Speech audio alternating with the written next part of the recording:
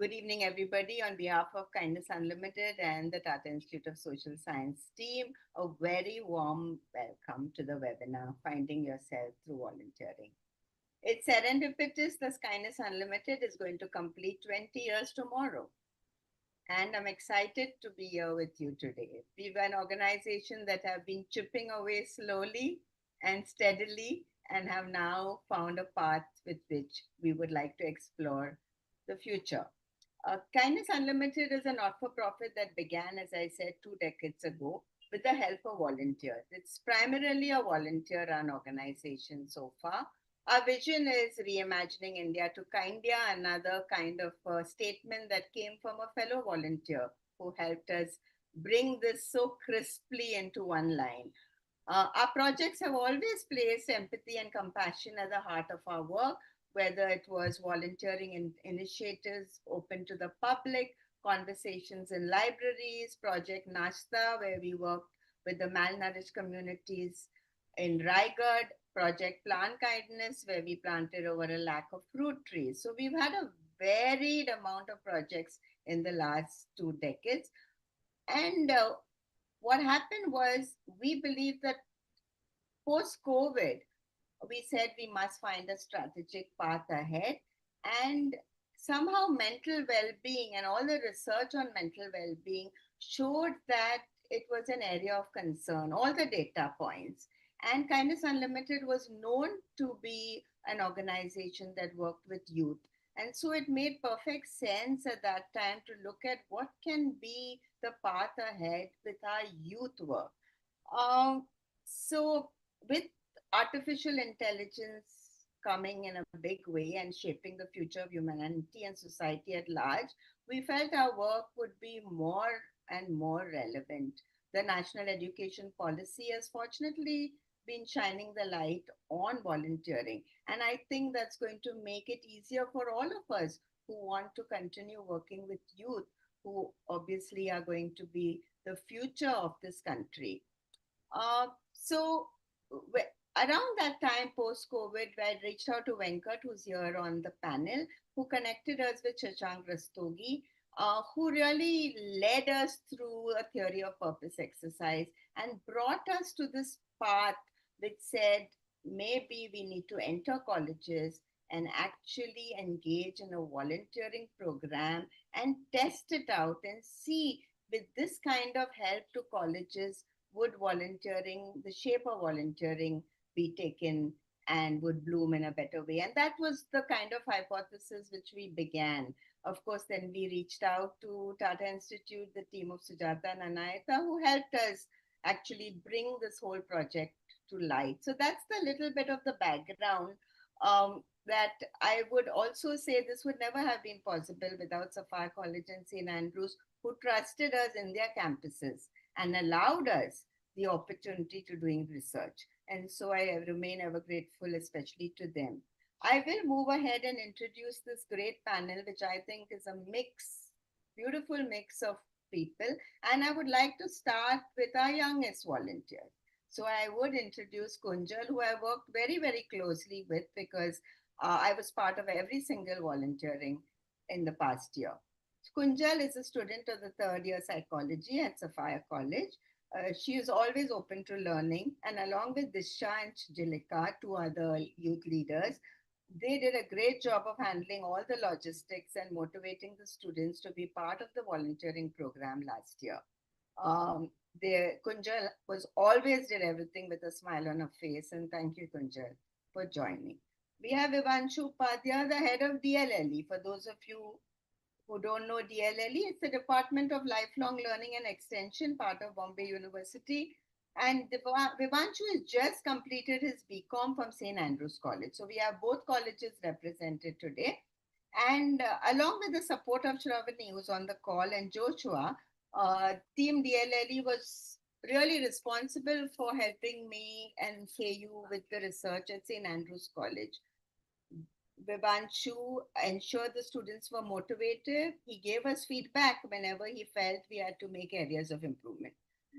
St. Andrews incoming student team has already made a plan for next year. And so it gives me great hope that we are on the right path where the students can take this project ahead after KU being with them for maybe 2 years. And so now I go on to Professor Sujata Shriram.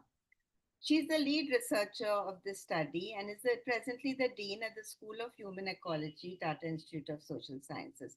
Sujata is a Fulbright scholar. She was at the University of California.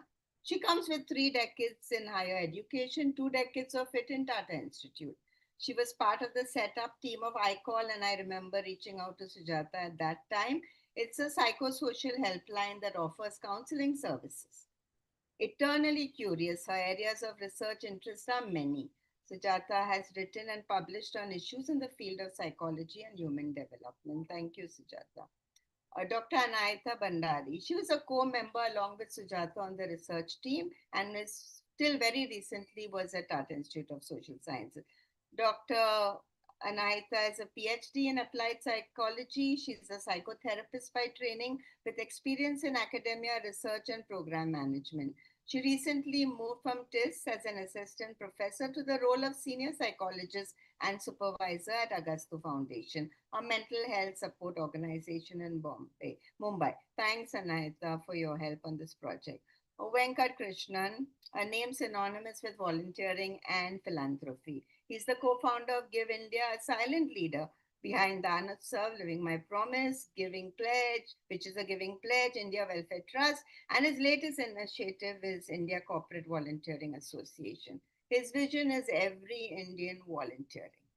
At KU, we know he has our back and we remain ever grateful. Over to you, Don Winter.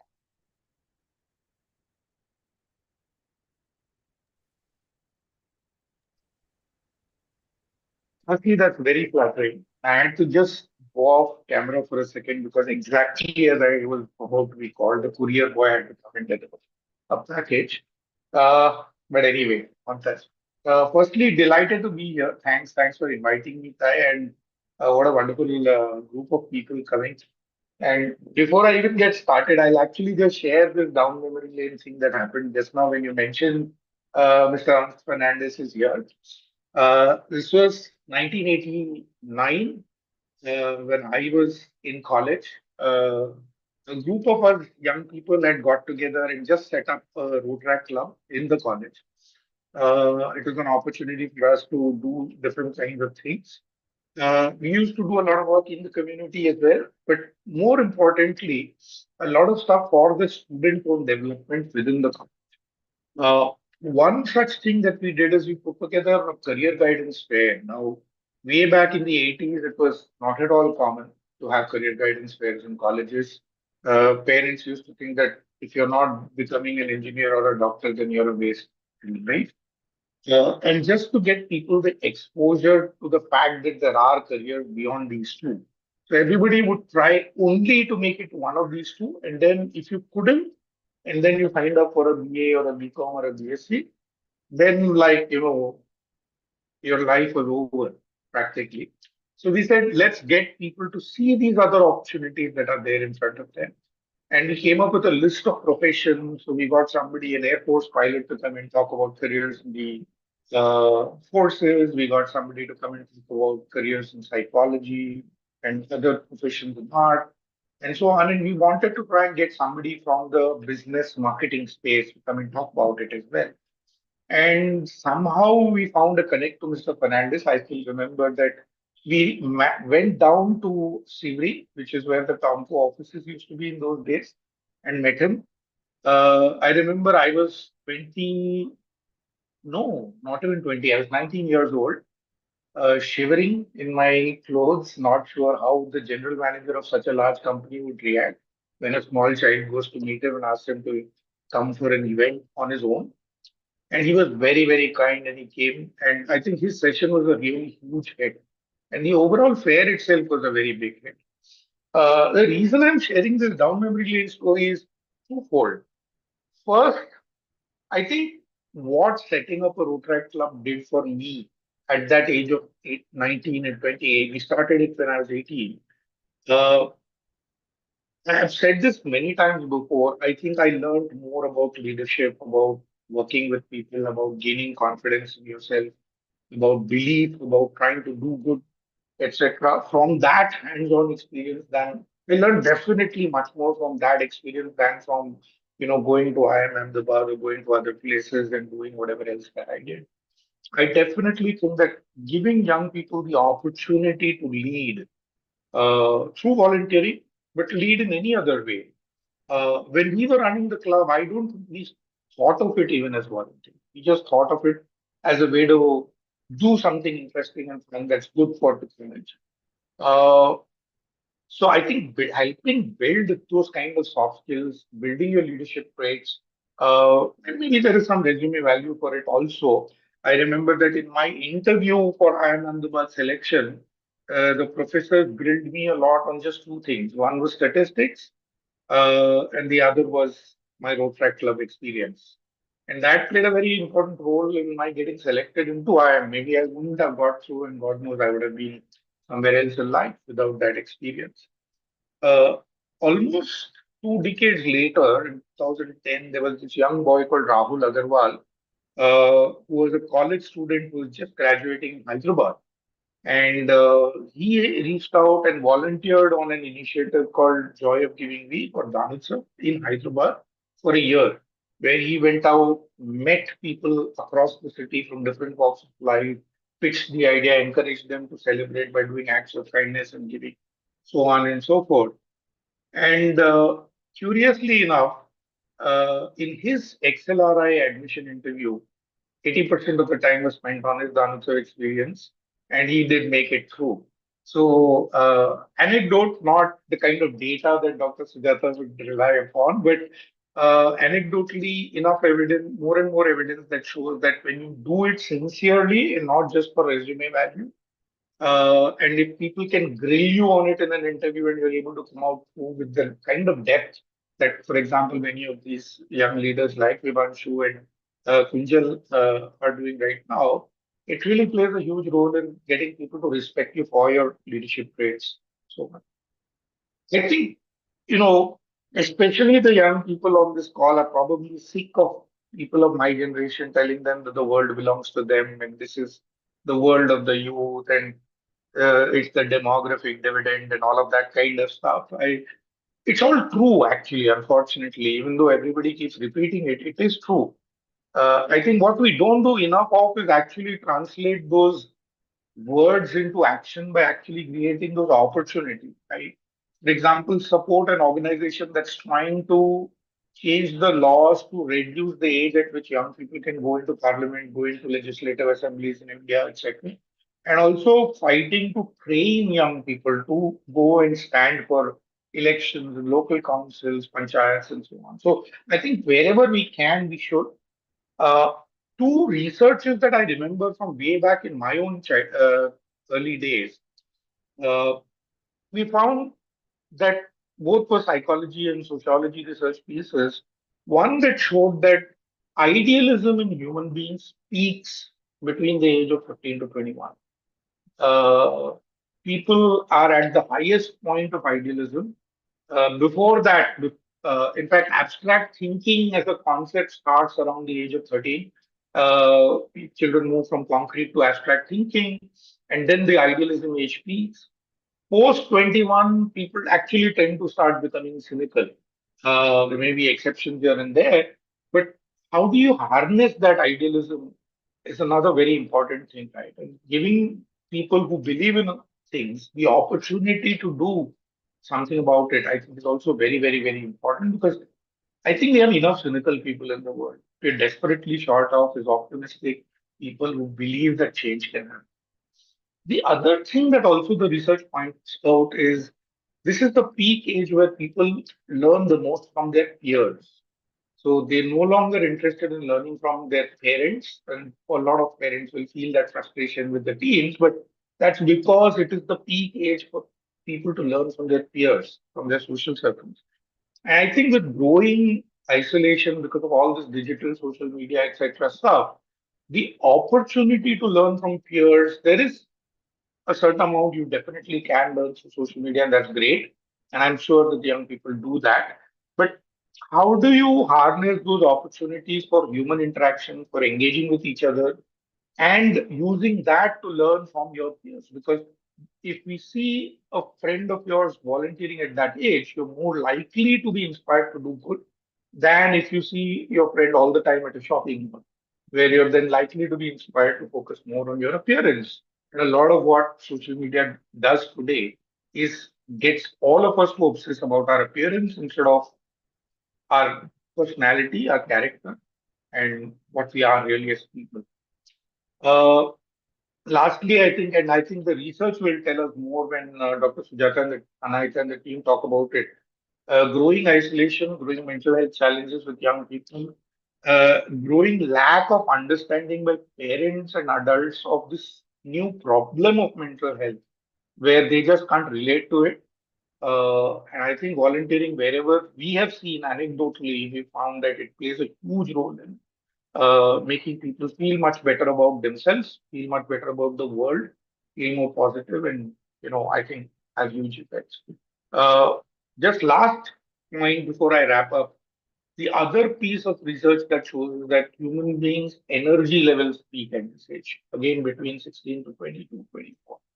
And so if you're not harnessing that energy at this age, then it's again an opportunity lost. So I really see no reason why we shouldn't be engaging young people a lot more, not just in volunteering, but actually in taking ownership of society in many ways. And I see volunteering as one of the ways in which you take ownership for your society, where you're no longer dependent on your parents or your faculty members or your siblings or friends or politicians to create the world we want to, but it's more about saying, this is my world that we're building and I'm going to take charge of it. So, to all the young people out there, please take charge. This is your world. And please don't wait for us to give you that charge. We are nobody to give you that right. It is your right. Just take hold of it and do your best. Thank you. Thank you. Thank you, Venkat, for sharing through your lived-in experience, which I'm sure would have inspired many people on this call. I now call upon Dr. Sujata Sriram to take us through the introduction of the study. Yes, over to you. Thanks so much, Nirmala, and thank you also, Venkat, for a lot of the things that you said, because I think uh, a lot of what you have said also resonates with the kind of findings that we have, especially related with the importance of the peer group for our participants, research participants as well. So I would also like to introduce my colleague Anahita, who is here on this call. Anahita, maybe you can have the spotlight on Anahita as well, because she's an important part of this study. And Anahita, if you could also start sharing screen. So I'll just like to tell you about the initial part, which actually Venkat has also already mentioned a little bit about. In fact, this whole thing about why volunteering becomes important. And yeah, you need to put it on full screen. Yeah, thanks. So this is actually a study that we did to look at how volunteering impacted kindness and mental health. This was spearheaded by it started, the idea came from Kindness Unlimited, from Nirmala, and she came to us and asked about whether we could do a study to look at the relationship between volunteering and mental health, and to which Anahita and I said yes. So we planned the study accordingly. So it was a we'll tell you more about the methods a little later, but just maybe go to the next slide, Anahita. So again, this is, we all know what volunteering is, but this slide just emphasizes the fact that volunteering has been linked with social integration, improved mental health, and a stronger sense of purpose. All of these three things were important. These were things that we needed to determine. Now, internationally, there's been a lot more focus on youth volunteering as compared to what we have in India. And some of this, again, I would say, we when we look at initiatives that come from the new education policy, we realize the fact that it is necessary to talk about community engagement and bring the focus on community engagement in university life. So because at present, though there is NSS that is there in most colleges, and I know there's DLLE, lifelong learning that is there in Andrews. But is there something that can be brought about which is much more focused? And this is what the National Education Policy 2020 emphasizes in terms of the community engagement and things. And the emphasis is to bring community engagement as part of the curriculum so that students get credited for the volunteering work that they do. And this is again something that will then be reflected on themselves and again in terms of becoming better citizens. So it was with that in mind that this study got planned. And KU was actually fundamental in introducing the two colleges that took part in the study. Nirmala, could you tell us about the two colleges a little bit more and why the two colleges were identified? Why and how, actually? Yeah, so thank you, Sujata. So, when you're actually doing a research in campus, there's a lot of trust that's involved. And very often, the people in that college needs to possibly know the organization, its background, its intent. And with that, we thought we'd go to colleges that we kind of know. Sophia College is my college. I passed off from Sophia's. And St. Andrews was a college that I'd already been working with. And to us, they were colleges that were already value based. And through our work with both of them, we realized that there was a shared value between our philosophy and theirs. And being a research project, we said we needed that commitment from a college who will keep to what we were requesting. And the main request, besides the volunteering, was to allow reflection sessions. And reflection sessions meant that we had outside faculty coming in, we needed the rooms, and we needed the questionnaires, and the whole diligence of a research. And that was the very reason that both of them were shortlisted. We started with 4 colleges who were invited. When we actually shared about our research, I remember Shashank, who was helping us with the strategy, was present. And out of that, 2 of them said yes to all the requirements. And so we would always be grateful because we were so much a part of the college in the last entire year. Thank you for asking. Thanks so much for bringing that out, Nirmala, because I think the participation of both these colleges was integral to the success of the project. The participation of the two colleges, when I say participation, it's not just the student volunteers who took part, but also the other support, you know, faculty who were there, the principals of the colleges, the lecturers, also, I'd say the technicians who manage the sound systems and the canteens, I think all of these were important. Security people, I think all of these were important in terms of ensuring the success of the project. So I'll also say a little bit of who we are. Anahita and I are both from the School of Human Ecology. Yes, Anahita, as far as I'm concerned, you're still with the School of Human Ecology. You are an alum after all. The School of Human Ecology focuses on aspects of mental health. We've done considerable amount of research on mental health. Uh, and it was with that aim in mind that I think our interest in the project started off. We're also both researchers. Maybe I'm a little less committed as a researcher as compared to Anahita, much more of a gadfly. But it was, we had a lot of fun in terms of planning the research, in terms of the initial phase of developing the questionnaire, because we decided that we needed to have a, you know, a mix, it would be a mixed methods kind of a thing with some very quantitative scales that we would use, along with some qualitative work. Anahita, over to you to talk about the methods. Hi, everybody. Thank you, Sujata ma'am. So how I will just talk a little bit about the objectives of the study and the methods that we followed. And before we go, You need to move to the next slide. yeah, Sorry. and before I go into the findings and before we look through really what the research said, we'd love to hear from Kunjal and Vibhanshu. So to not take up time from Kunjal and Vibhanshu, just quickly talking about what are the objectives of the study.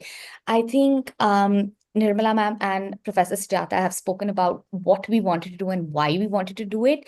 And with the NEP coming in, there's no better way to sort of look at sort of formalizing volunteering and making it a part of curriculum, making it a part of daily life almost when we're looking at academia. So the objectives of the study were sort of very holistic. We looked at different systems, we looked at different processes. The objectives of the study was one, to look at the impact that volunteering has on the mental health of students. We looked at the factors that sort of influenced the students to even engage in volunteering, right? Because it's not a one-size-fits-all model. And it would not be fair to say that everyone volunteers for the same reason. Research has sort of indicated that apart from social desires, there are also personal desires. So we thought this would be a perfect opportunity to really look into that. We also wanted to look at what are the factors that sort of supported a volunteer in their volunteering journey.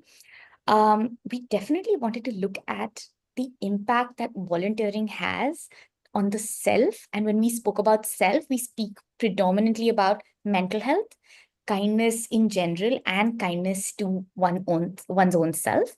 And one of the main objectives that we tried to enforce throughout the study was to periodically check in and assess the involvement that students had with volunteering, be this with a few lecture sessions that would happen in between, be this with our RAs who were part of the check-in process.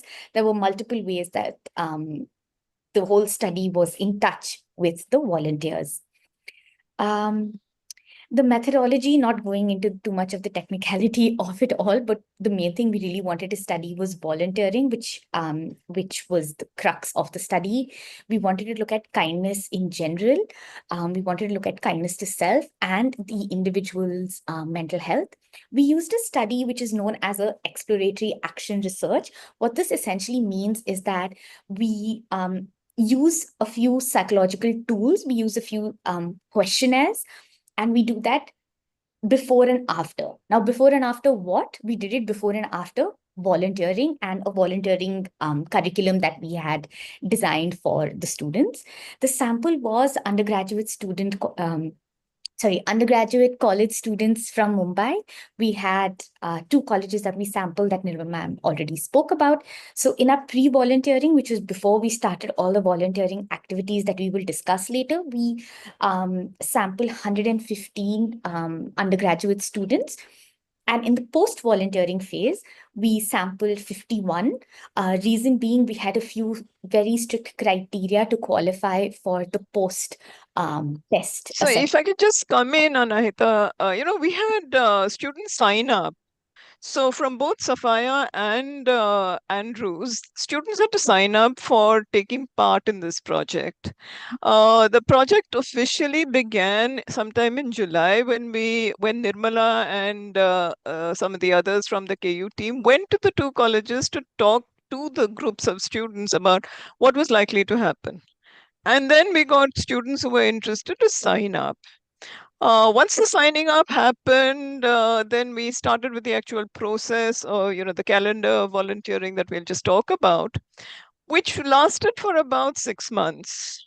And once that 6 months was over, then we did the post test. So 2 weeks into the whole process of the experiment or the exercise or the study beginning, we ran the pre-test. That was the sets of questionnaires that we had, which Anahita will just tell us about. And 6 months later, we administered the same questionnaires to a group. Again, as with all experimental and exploratory work, when there is a pre and a post test involved, there is going to be an attrition. So we had some very stringent criteria to define who would be qualifying to participate in the post test, which is why the numbers that come up about 115 and 51. Yeah, Anahita, over to you. Back to you. So we will be taking forward in terms of how and why we chose the sample that we chose as we go ahead. So how did we really do this, the measurement, the assessment? We used what is known as a socio-demographic questionnaire, where we looked at different aspects of the participants' life. This could be anywhere between, your gender, your social positioning, your experiences of volunteering, family experiences of volunteering. We also used what are known as standardized psychological measures, which is essentially the questionnaires that I alluded to before. We used three. We use the kindness measure by Young's et al. We use the unconditional self-kindness scale, and we use the mental health continuum short form scale. So the kindness measure by Young's et al., what it essentially assessed was different aspects of kindness that the participants had towards the people around them, the environment around them, just their peer groups, etc. The unconditional self-kindness scale, they looked at essentially how kind are we to ourselves. We went on finally to the mental health continuum scale, which looked at assessing the level of or the quality of mental health of the participants in the study. Exactly like what Sujata ma'am mentioned, what we looked at is that we did a volunteering, what we would sometimes interchangeably use with the word as intervention.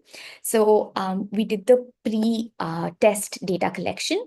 Volunteering module was implemented for a period of approximately 6 months, and students participated in a calendar of events.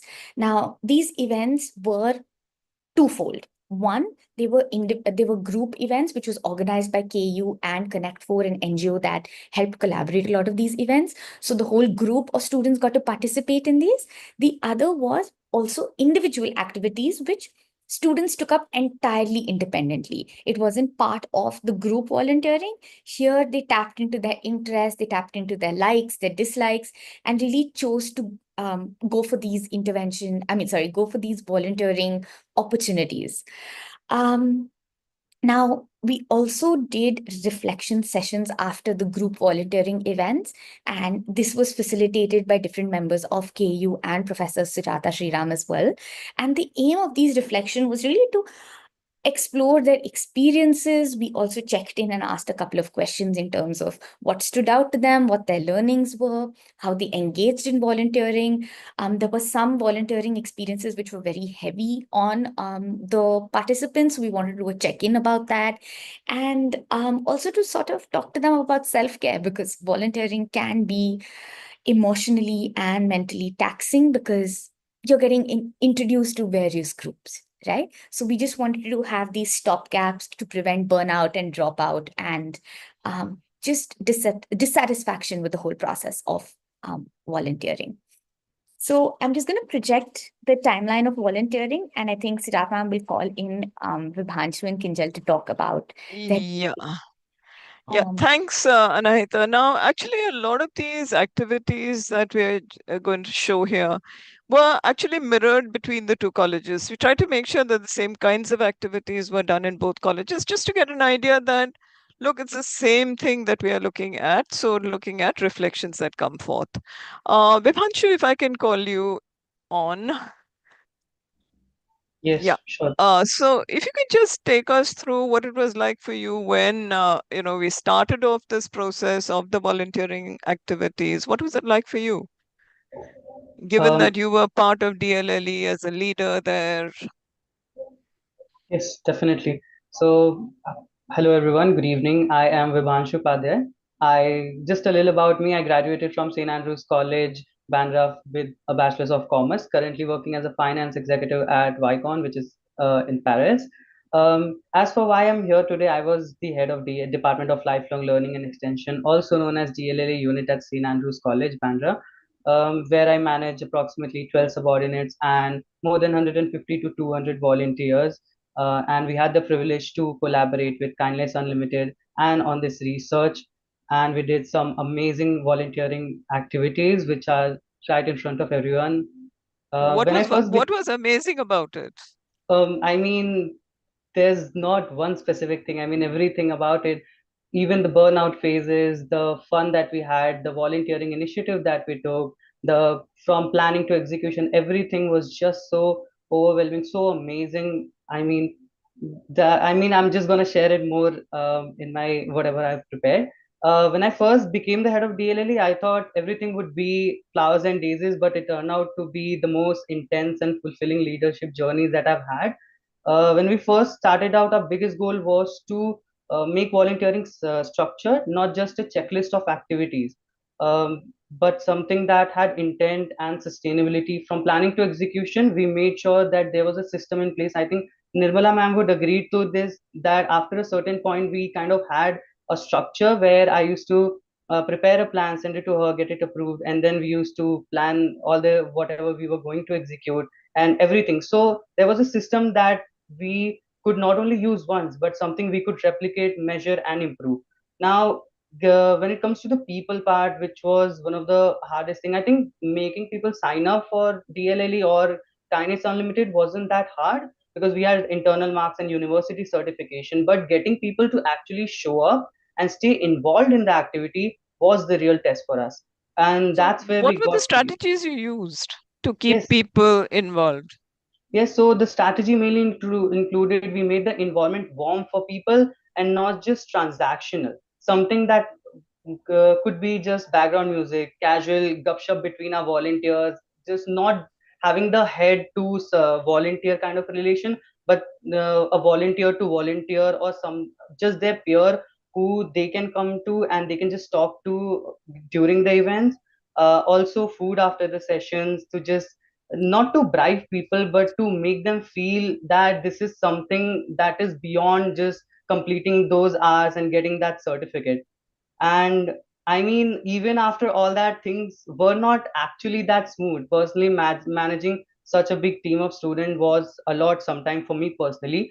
From daily coordination to documentation to social media to planning back-to-back events to managing what KU wanted, what my college wanted, and what I wanted personally for my department. I think everything sometimes it felt a lot, but then once we got did the activity in person in reality, I think seeing the outcome on field, it just made so much difference because even after having few exams, a week worth of activities, suddenly seeing a kid smile just because we organized something for them, everything just made sense. All the exhaustion just made it worth it. And I think what helped me personally push through everything and all that was first my incredible team who didn't just listen, but they followed through. I mean, having a team which not only listens to you, but like follow everything and just be, your support system was a great thing. And also looking at the impact that we created, I think whenever I met Nirmala ma'am after activities, I think she used to just give us one or two lines of appreciation, and I think that meant so much for us that Nirmala Yeah, ma'am is having a thanks. professional. So thanks, Vibhanshu. We'll just come back.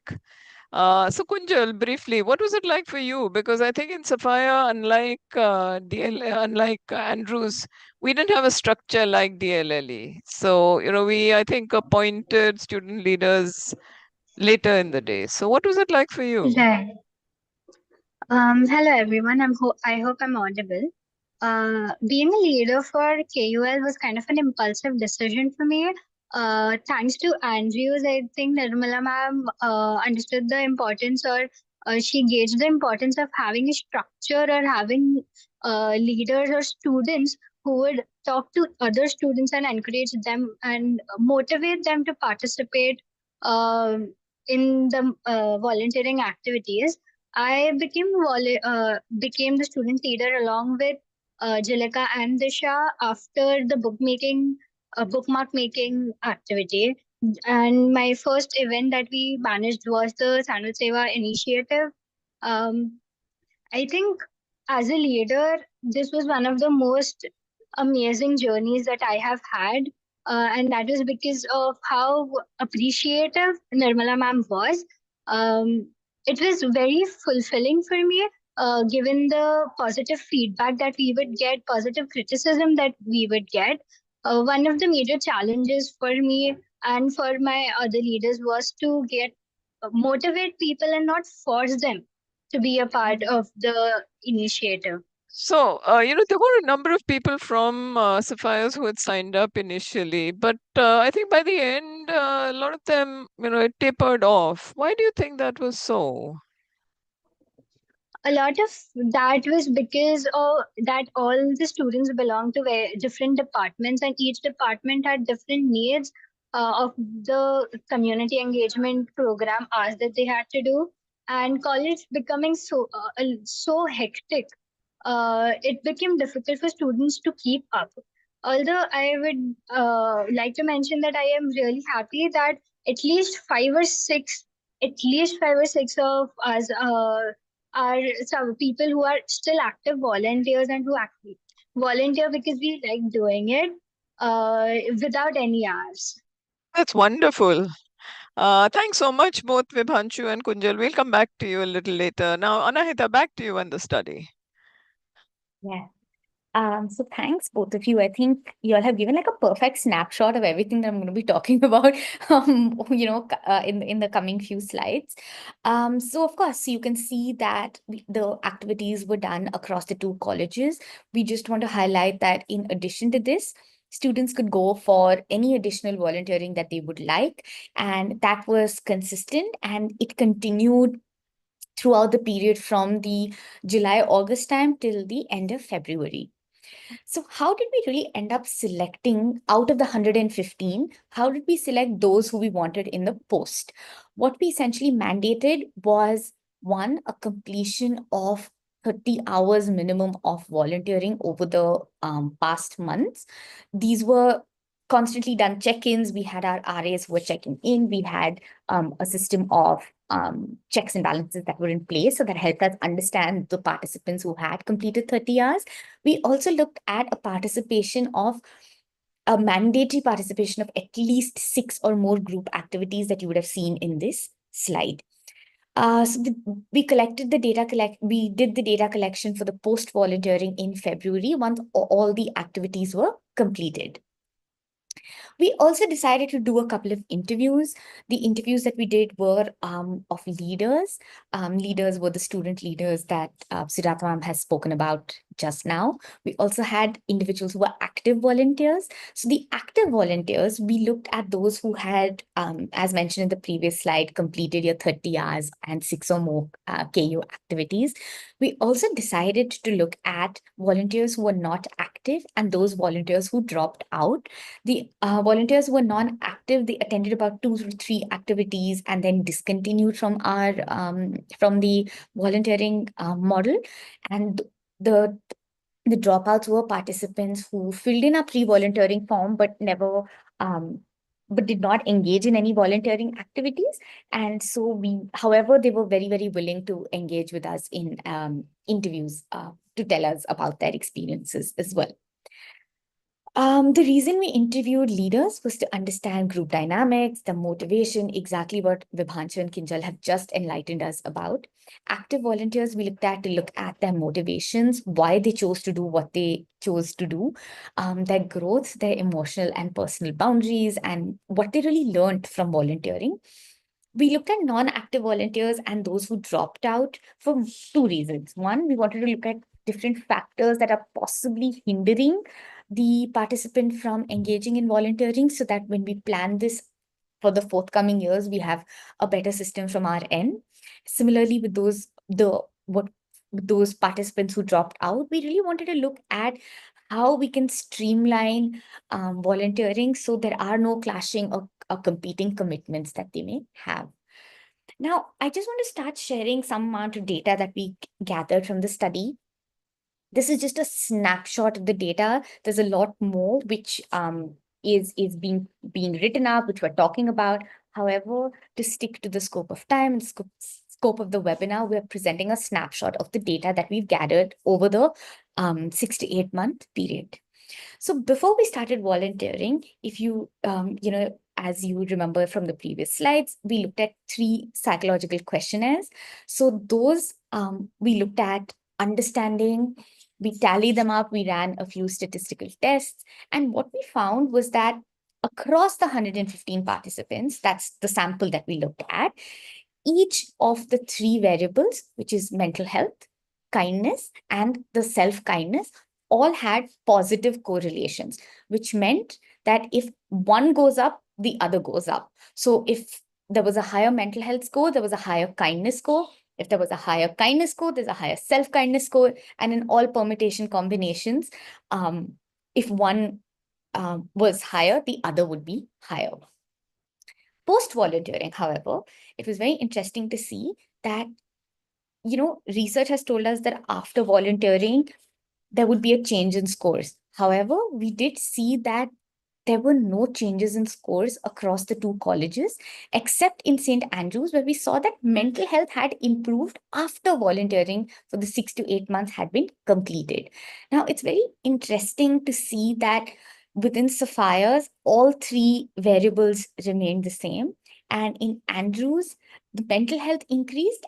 However, the kindness and kindness to self remains same. Now, there are multiple So reasons. I'll just add that, while there was an increase in all of the scores, the difference wasn't significant. I think that's the important point that we need to make. Statistically, the differences weren't significant.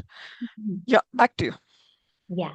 And this could be for multiple reasons. One is that the sample that the participants that we sampled in the pre-volunteering phase, they already had pretty high mental health scores. They had pretty high kindness towards others and self scores.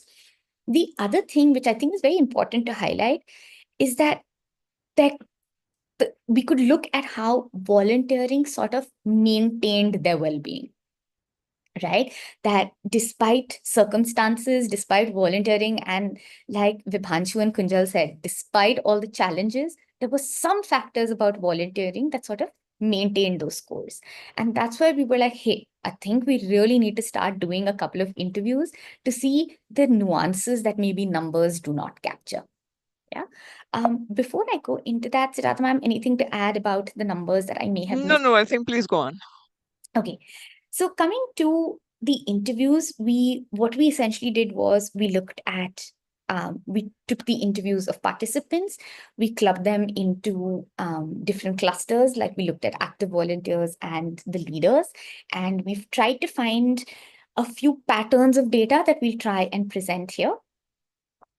So starting off, we are looking at why they volunteered, right? There is no questionnaire or tool that we could really use to assess this, but we thought it's extremely important to understand why the students chose to volunteer in the first place. Leaders chose to volunteer for career goals, personal reasons, and prior experience, whereas active volunteers chose to volunteer again for personal reasons, prior experience, and external expectations. So when we talk about alignment with career goals, many of them chose to volunteer in spaces which aligned to psychology and mental health, especially in Sapphire, where we looked at participants from the psychology department. So it aligned with their future career expectations. Both leaders and active volunteers volunteered for personal reasons. It was to step out of comfort zone. It was to make new connections. It was to help others. Many of them volunteered because they wanted to be part of the research and really understand themselves better through research. They also had a desire to make a difference and genuine, just altruistic need where they felt that they needed to give back to the community. Prior experience, it's very, very interesting that those, with the leaders and active volunteers, something that motivated them to join this module of volunteering was prior experience. In fact, through our quantitative data, we found that those participants who had what is known as socially useful productive work, I think many of us may have had that in our 10th grade to 12th grade. It is part of, I think, ICSE, ISC curriculum. No, even CBSE has it in their curriculum, at least till 10th standard.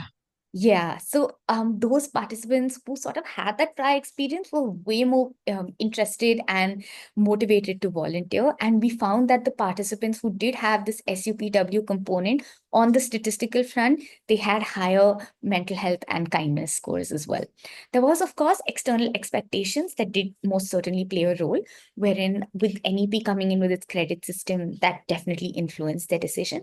And of course, FOMO, which is the fear of missing out. So there was a lot of, some use the word pressure, some use the word, like, hey, our friends were doing it, so we wanted to do it. There was a shared sense of that camaraderie that motivated them to sort of engage in volunteering.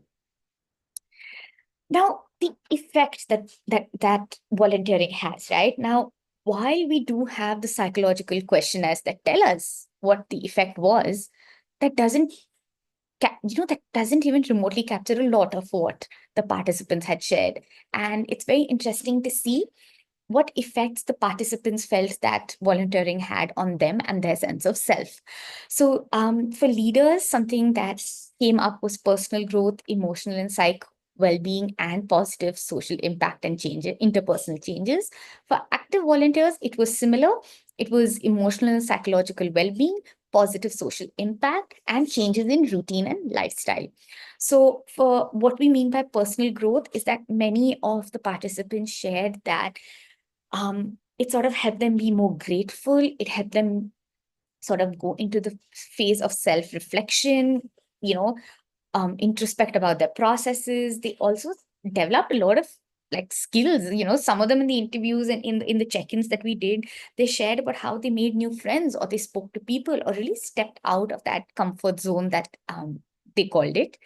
There was emotional and psychological well-being, which both active volunteers and leaders shared. They said that they are able to manage their emotions better.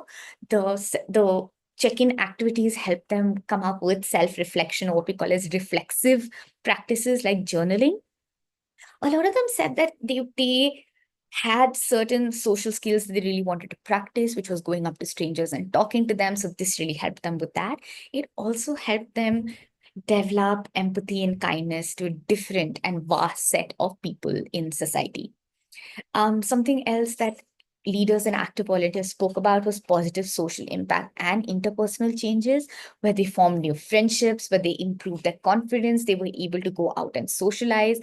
They felt that they were making a change. And this is very, very similar to what Mr. Venkat was talking about, that it was the dedication that that rewarded itself, right? They found themselves with the selfless acts that they were engaging in caused a lot of fulfillment and made them feel like they were serving a cause. Changes in routine and lifestyle, active volunteers spoke more about this. The reason for this could be that leaders already have additional responsibilities in terms of coordination and a lot of extracurricular work. Whereas for active volunteers, they were not leaders. So volunteering added that additional layer of changes in routine and lifestyle. So for them, it was a lot more independence, a lot more moving around, a lot of parental negotiation that happened here, where they convinced their parents to let them go to the far ends of Bombay to engage in a lot of volunteering activities. And it was a lot of reclaiming the space that they wanted to utilize or take part in, right? It's very important that over here, the effect on participants was also shared by those who were non-active volunteers, because even though they may have come for 2 to 3 volunteering sessions and they dropped out for personal reasons, they dropped out because the changes in routine and lifestyle became very hard to sort of keep up with, they still mention a positive effect from volunteering. It was just a few logistical and systemic factors that didn't allow them to really continue with volunteering. It helped them. So while we looked at effect on participants, which was very personal and interpersonal, there was a lot more in terms of a broader social schematic, a lot of insight that they got into the various systems in society. They were more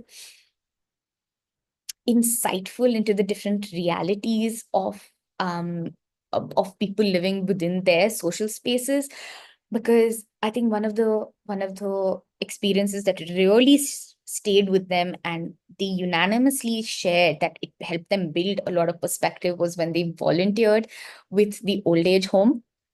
I think those were conversations that were very heavy, but it helped them understand different realities.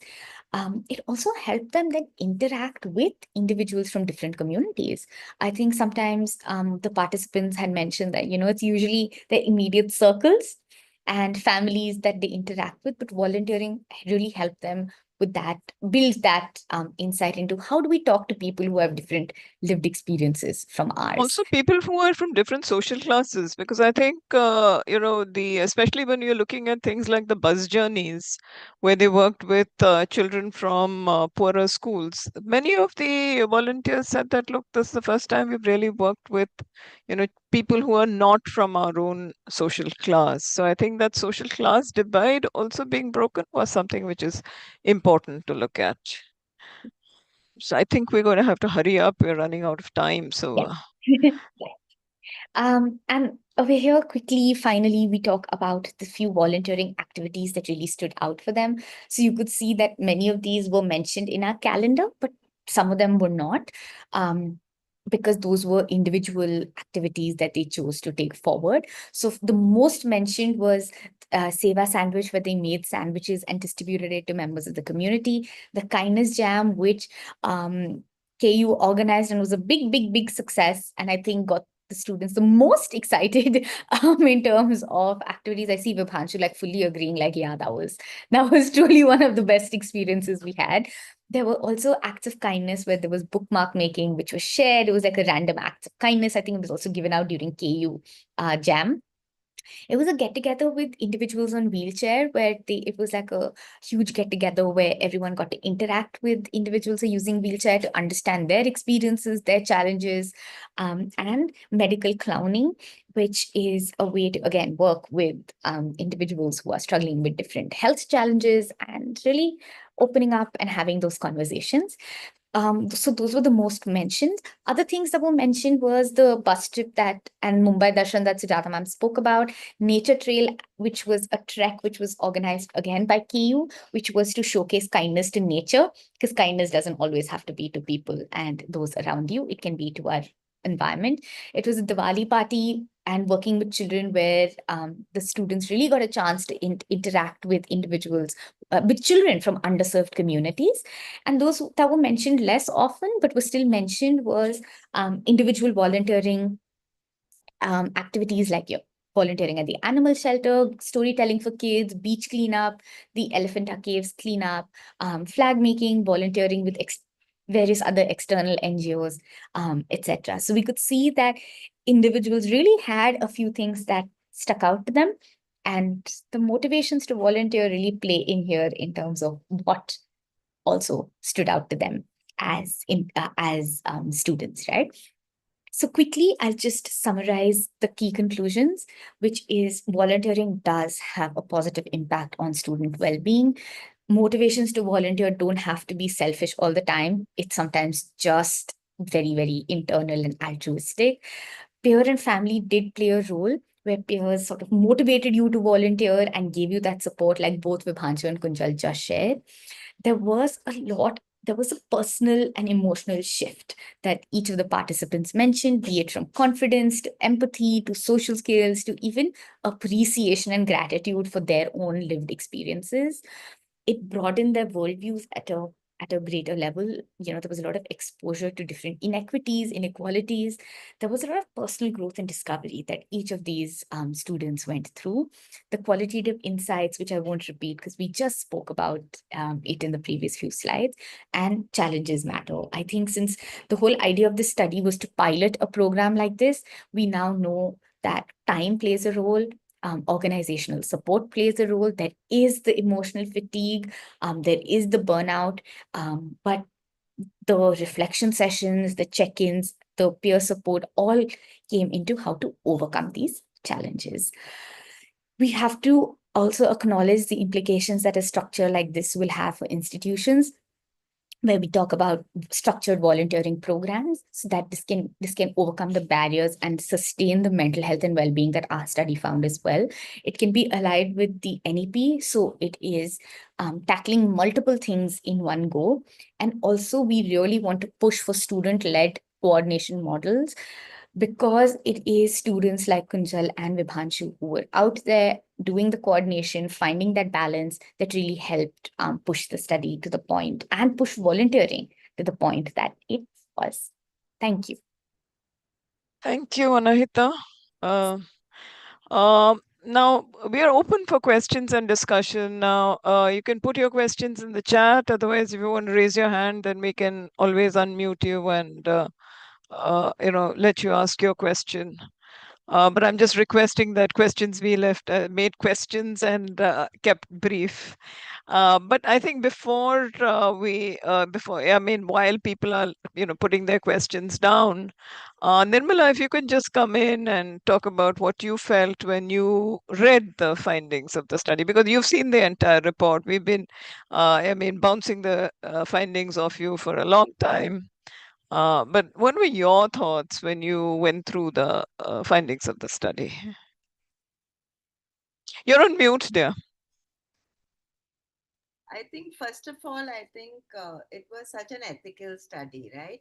That I didn't get into the research data collection. It was a huge independent team, and I think that was really, really nice that you guys just kept telling us what the study was showing. So initially, I was a bit surprised with the quantitative part because you just feel, and but when I started talking to people and looking at the uncertainties around everybody, someone said, hey, the very fact that it hasn't dipped, you started in July where everybody was upbeat about coming in, you ended when everybody had kind of exams.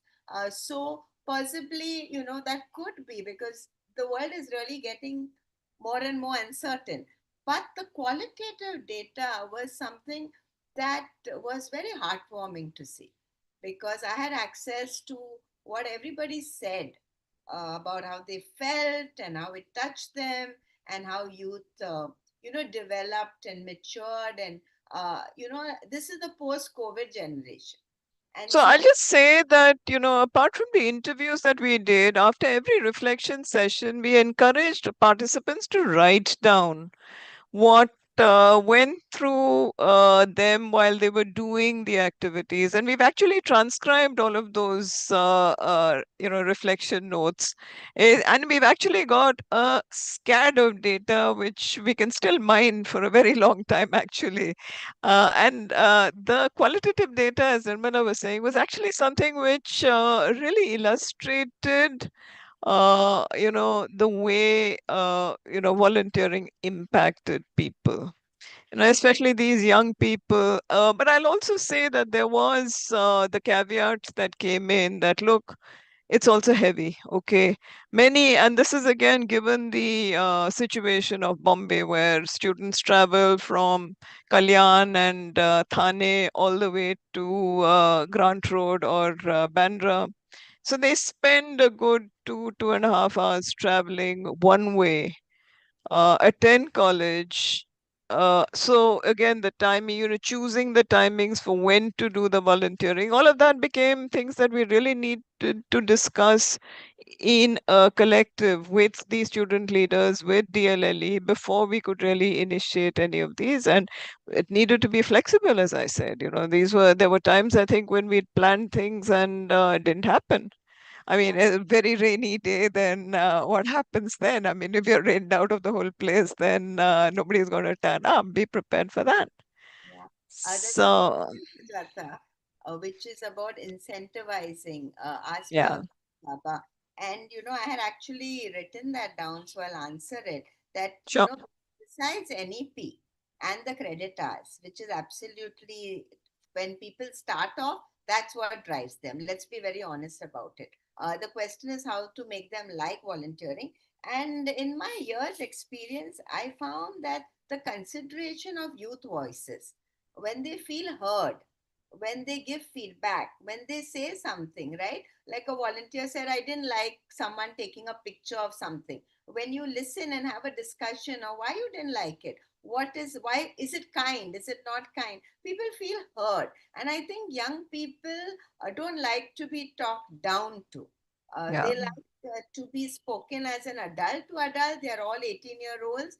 To me, that was a very, very important part of this project. There was a lot of networking, so they were put in touch with people they would not normally have met, and many of them took it as a great opportunity. They, of course, learned leadership and they looked at career development.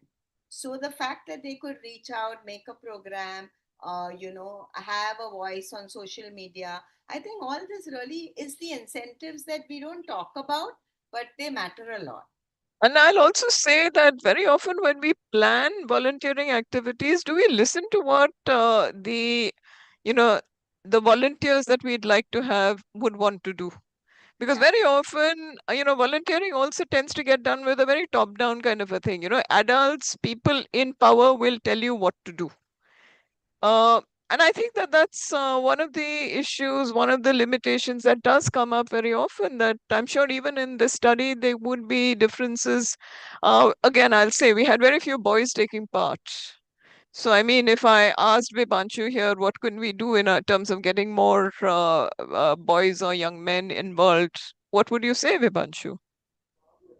Well, I think a lot of, I think a shift in perspective would be my answer because even now, because I am a guy and I volunteered for a lot of activities. And when I met new people, a lot of people just asked me, but aren't these type of things that girls do? But then I had to make them believe that no, this is not just a gender specific thing. Even guys should, and definitely they should do these things. So I think we need to shift the perspective by doing the work. When people in my college, when I was in SY, I was still leading DLLE. When people saw me that a guy is leading a department like that, then people took the initiative that, oh, even we can do that. So I think being an example and then shifting perspective would be my answer to this question.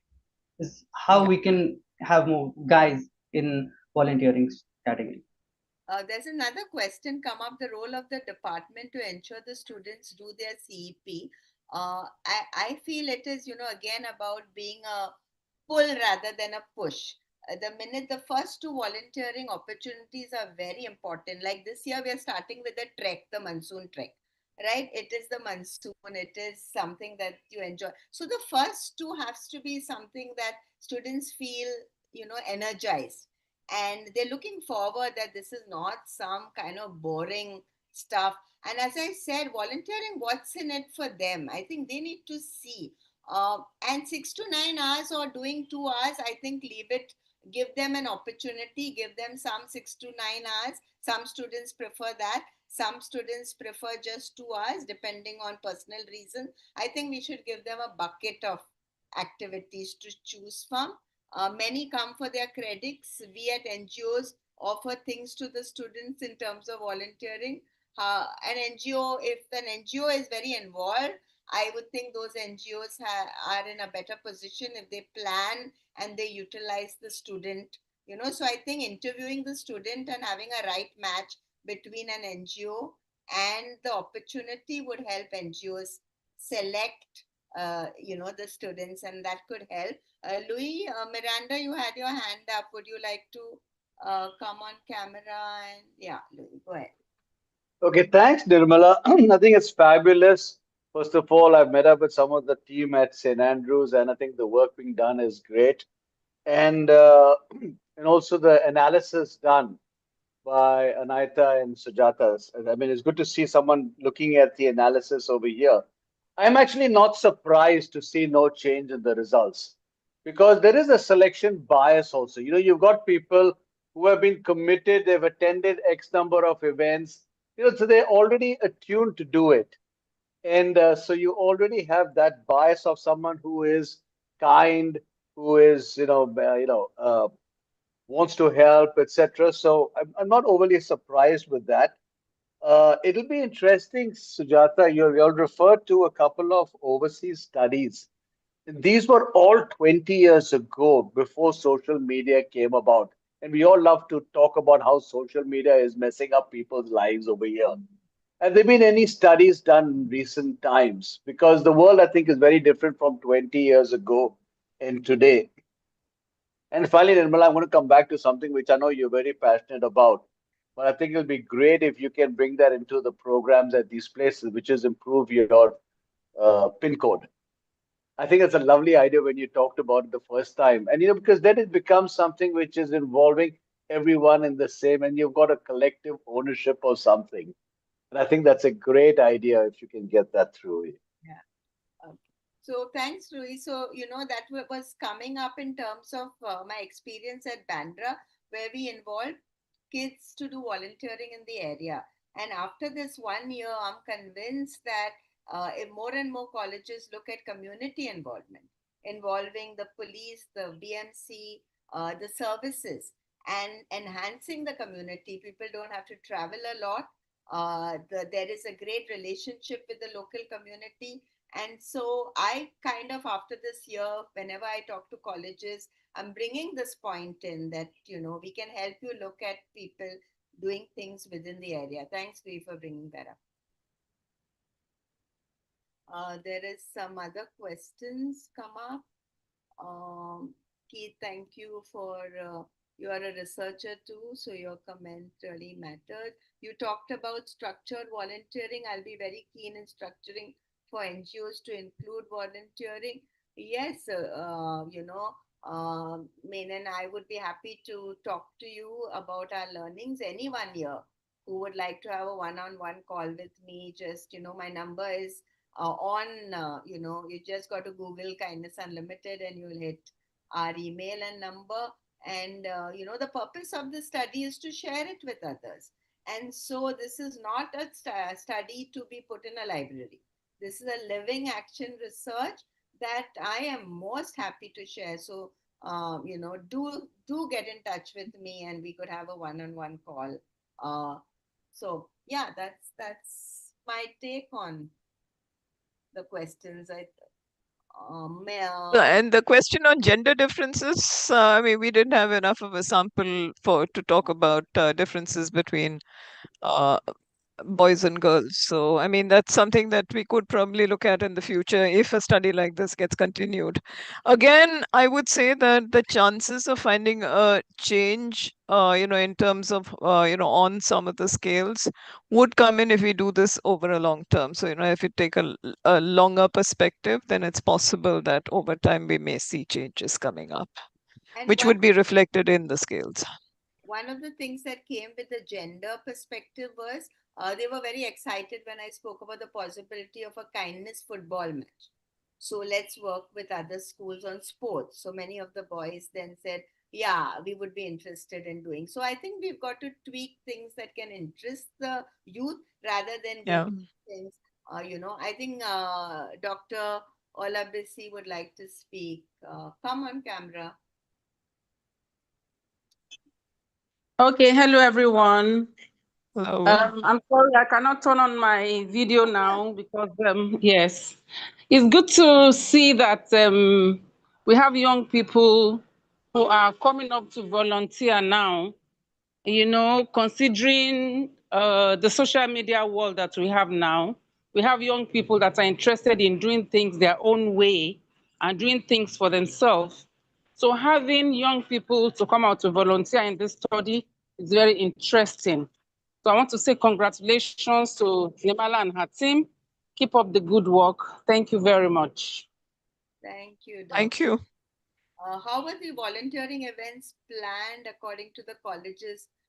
So I think this was kind of the choices were given to the students, and this year we have a calendar, and the students and the mentors will fill up dates. So I think it's important to give, in my experience of this 1 year, give them a calendar of events rather than say this is the only thing. NSS has its own calendar that comes from the center. So I have been working with NSS. Right now we signed up new colleges to see, like next week is one Mahotsav. And so we're like doing things like connected to what the NSS wants. So, I think it's easy if you have a bucket of activities and the college and the students can choose. That's been my experience.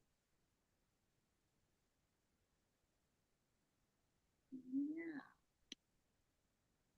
Any last words from Bibanshu and Kunjal? Well, I mean, very grateful to be a part of this research, and just want to say that this research was not just a research, it was a learning opportunity. And I would take pride in saying that it wasn't just a learning opportunity for me, but it was for my team that helped me, and also for the entire 150, 200 volunteers. Because even though we did 30 activities with Kindness Unlimited, we integrated all the learnings into our DLLE activities. And I think that was something that made a big difference, not only in the research, but also in helped the St. Andrews College in growing, helped our student in growing, especially my team, Shravani, Joshua, everyone.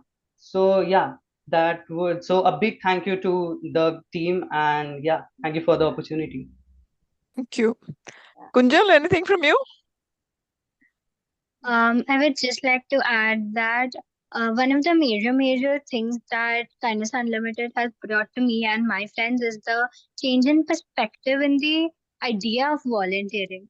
Because I know a lot of people who did not have previous experience or a background of volunteering would think that it is just about or it is very limited to going to NGOs and working with NGOs, or animal shelters, old age home, children's home, and places like that.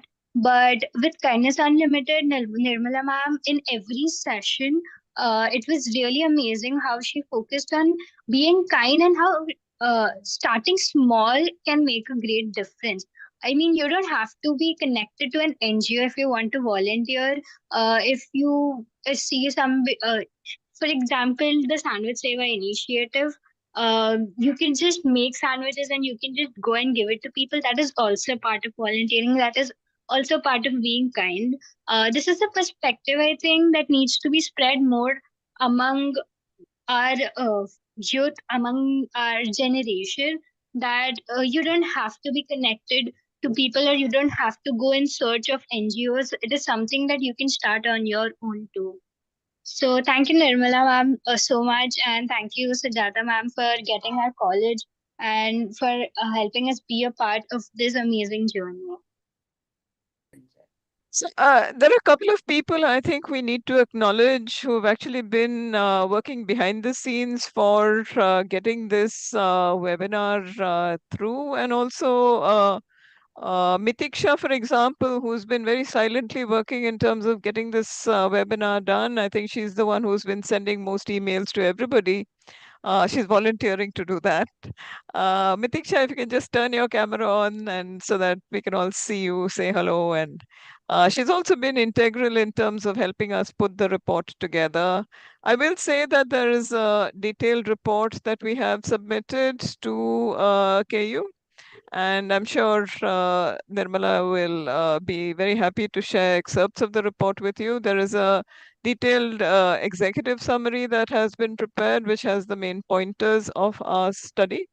We are also in the process of converting the data into academic publications. Again, I'm saying that primarily because Anahita and I are essentially academics, so we would like to, you know, bring this data out for academic consumption, apart from consumption by the uh, volunteering community, which isn't necessarily an academic community. I will make that difference. And I think there are others who I think Nirmala would like to name who are part of the uh, support team. So I think, I just quickly for colleges and others. So, what were my learnings?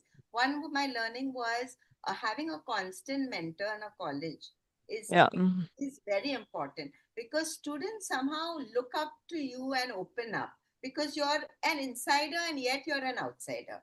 So they kind of feel free, and I would suggest that everyone would need to have a mentor, and if it's from KU, we'll assure you that one of us would be the mentor for the entire project. Secondly, is incentivize. I think that has to be looked at, and the voices of youth must be respected. It's a very, very key learning. Decision making, the youth have a voice. They may not want to take part in a particular volunteering.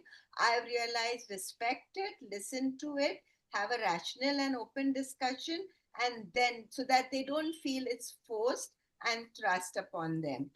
Diversity of backgrounds. I don't know how many parents and others realize that there is a huge spectrum. There are a lot of marginalized youth who come into volunteering.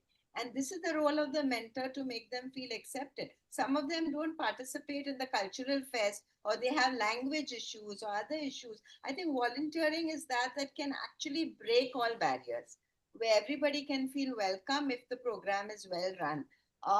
Indicators of long-term impact for all of you, and I think this is KU's role in the years ahead. We will have to look at local volunteering and tangible community impact. I think that's something KU will have to measure, because it will help NEP, it will help colleges actually see the impact on the ground. Youth leadership succession plan. In Andrews, it's already happened that the next team is in. And if you have a succession plan, KU can be out of Andrews in 2 years. We don't have to continue there because they're all set with, we're not planning to be forever in any college. So youth succession, social media engagement level, reforms can be influenced by youth.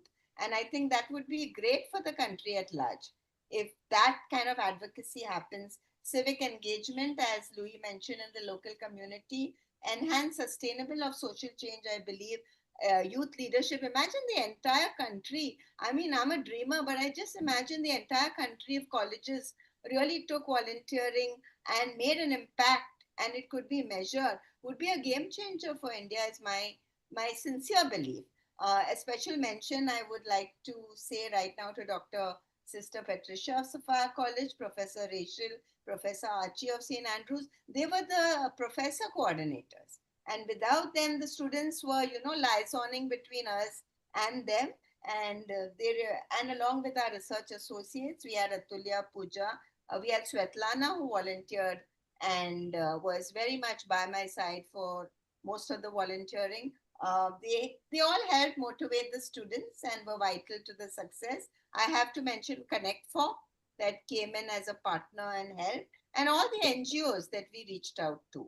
Uh, and, last but not the least, Dr. Sujata and Anahita, it was wonderful that our paths crossed.